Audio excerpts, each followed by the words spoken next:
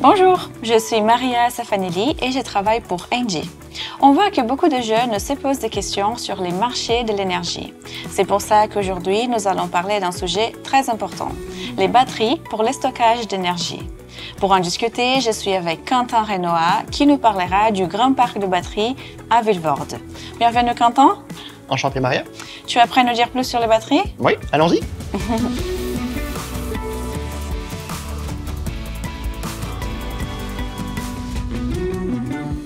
What the fact? Alors Quentin, je te propose qu'on commence par la première rubrique. Nous avons reçu quelques questions de jeunes. Écoutez-les. Pourquoi investit-on autant dans les batteries pour le stockage d'énergie? Les grandes batteries en lithium sont-elles vraiment durables? Que se passe-t-il avec les batteries après leur utilisation? Peuvent-elles être recyclées? Alors, on voit que ce sont de très bonnes questions. Quentin, on va commencer par la première. Est-ce que tu peux nous expliquer pourquoi les batteries, elles sont si importantes pour la transition énergétique, mais aussi pour la stratégie d'Engie en Belgique? Bien sûr. Donc, les batteries sont cruciales pour la transition énergétique parce que l'énergie ne peut pas se stocker sous forme d'électricité. Donc, en tout instant, on doit consommer ce qu'on produit.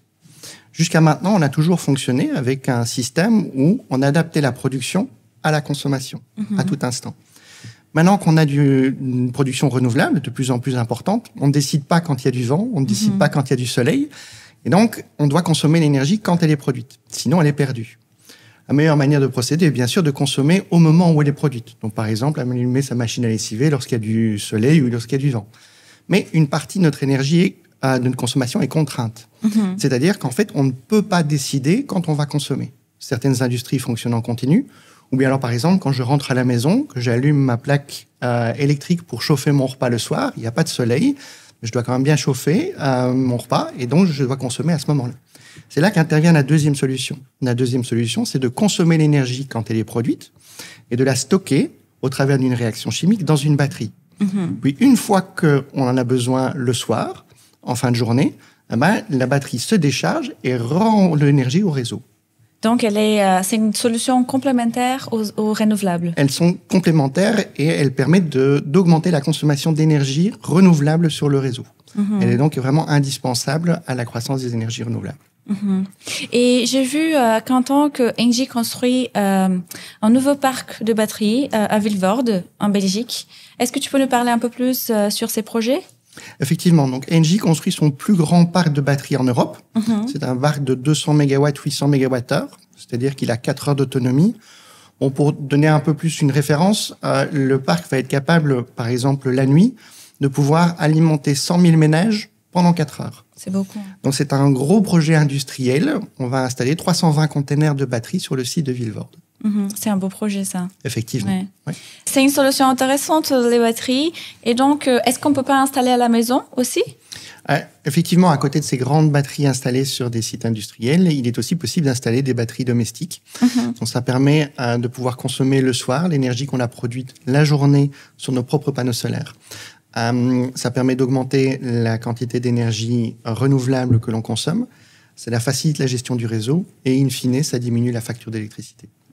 Ça, c'est bien. On aime bien les solutions qui réduisent la facture d'électricité. Bien sûr. Alors, tu nous as parlé du projet à Vilvoorde. C'est un beau projet, en effet.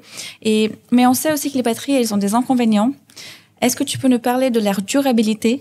Oui, donc comme tous les actifs physiques, leur construction a un impact écologique. Donc, pour les batteries, principalement, c'est lors de la production. C'est-à-dire l'énergie qu'on utilise pour produire les batteries, mais aussi, surtout, et principalement, sur l'extraction des matériaux pour pouvoir construire les batteries, qui sont le lithium et les métaux. Cette extraction et le traitement de ces matériaux est principalement fait en Chine, ce qui pose des problèmes en termes de suivi de traçabilité. L'Europe essaye de travailler d'arrache-pied pour rendre nos batteries plus propres, et ce, au travers de réglementations qui imposent un certain taux de matériaux recyclés au sein des batteries lorsqu'elles arrivent en fin de vie. C'est-à-dire que pour le moment, lorsque la batterie aura 16, 17 ans d'utilisation, on va devoir recycler la batterie et on va en récupérer 80% des matériaux. Et ce pourcentage va augmenter dans le temps. C'est un énorme pas en avant. Mais l'Union européenne aurait pu aller un tout petit peu plus loin en imposant que le recyclage soit fait sur le territoire européen. ce qui aurait permis de faciliter la traçabilité et ce qui aurait permis d'assurer la mise en place d'une filière de recyclage industriel, local et circulaire.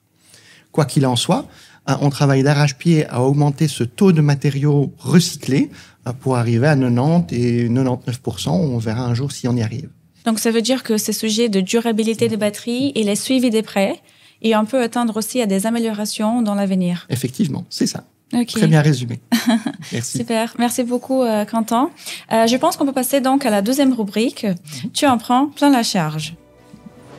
Bonjour, je m'appelle Noah, j'ai 17 ans et j'ai une question. Les parcs de batteries sont-ils vraiment sûrs ? Je veux dire, une seule batterie dans une voiture est déjà dangereuse. Alors qu'en est-il d'un parc qui en contient plusieurs ? C'est une question importante. Alors Quentin, qu'est-ce que tu peux nous dire par rapport à la sécurité liée à ces batteries ? La sécurité, c'est la priorité. Donc maintenant, les parcs de batteries ne sont pas soumis aux mêmes contraintes que les véhicules électriques. On ne lance pas nos containers à 120 km/h sur l'autoroute. Ils ne sont pas soumis à des vibrations. Ils ne sont pas soumis à des chocs en cas d'accident. Par contre, le volume de batteries qu'on va avoir sur le site de Vilvoorde est vraiment conséquent. Ça représente plus ou moins 16 000 véhicules électriques.